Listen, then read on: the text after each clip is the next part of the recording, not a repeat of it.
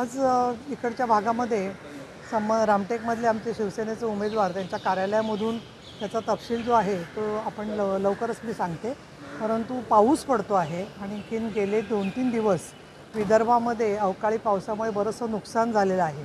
त्यामुळे प्रचार सुरू होण्याच्या अगोदर कार्यकर्त्यांकडून या नुकसानीच्या संदर्भात सरकारने काय पावलं उचलली आहेत आणि आचारसंहितेचा कुठलाही प्रश्न न येता माननीय मुख्यमंत्र्यांनी मदतीचे निर्देश ऑलरेडी दिलेले आहेत। परंतु पावसामध्ये नेहमीचाच हा प्रश्न असतो की पंचनामे होत असताना शेतकऱ्यांची कागदपत्र बऱ्याचशा वेळेला भिजलेली असतात किंवा ती उपलब्ध नसतात, त्या काही घरांची मोठ्या प्रमाणात नुकसानी झालेली असते। तर त्याच्या संदर्भात देखील मी संबंधित व्यक्तींना पक्ष म्हणून नाही परंतु त्याची माहिती घेऊन सरकारचं ते कामच असतं, त्याचे निर्देश सुद्धा दिले पाहिजेत असं मला वाटतं। दुसरं आपल्याला कल्पना आहेच की रामटेक हा अनुसूचित जातींसाठी राखीव असलेला मतदारसंघ आहे आणि हा विदर्भ जो आहे त्या विदर्भामध्ये विकासाच्या प्रश्नावरती एका बाजूला NDA आणि महायुती हे निवडणूक आम्ही लढतो आहे।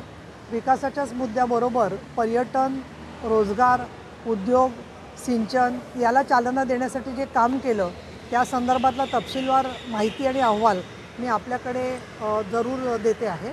आणि त्याचबरोबर महत्त्वाचं म्हणजे ज्या डॉक्टर बाबासाहेब आंबेडकरांनी नागपूरमध्ये हे ठिकाण एका अर्थाने फार मोठं सामाजिक परिवर्तन करण्यासाठी निवडलं, अशी दीक्षाभूमी इथे आहे आणि त्यामुळे हजारो बांधवांनी इथे धर्मांतराचा निर्णय घेतलेला होता, धम्म स्वीकारलेला होता। परंतु डॉक्टर बाबासाहेब आंबेडकरांचं जे योगदान आहे ते जर का पाहिलं तर हिंदू महिलांनासुद्धा मतदानाचा अधिकार डॉक्टर बाबासाहेब आंबेडकरांनी दिलेला होता। परंतु काँग्रेसने मात्र सातत्याने डॉक्टर बाबासाहेब आंबेडकरांना अपमानित केलं, राजकीय स्थानापासून वंचित ठेवलं, त्यांना पराभूत केलं आणि म्हणून डॉक्टर बाबासाहेब आंबेडकर म्हणायचे की काँग्रेस हे जळतं घर आहे।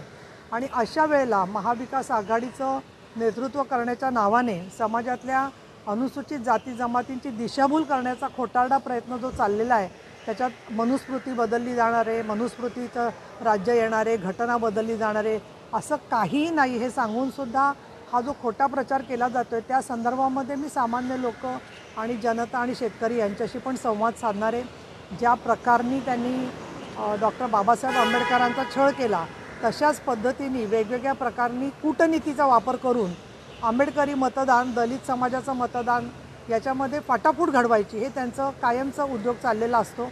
आणि म्हणून मला असं वाटतं की आमचे राजू पारवे आणि विदर्भातले सगळे जे आमचे उमेदवार आहेत महायुतीचे ते निवडून यावेत या दृष्टिकोनातून जनतेला आवाहन मी करणार आहे।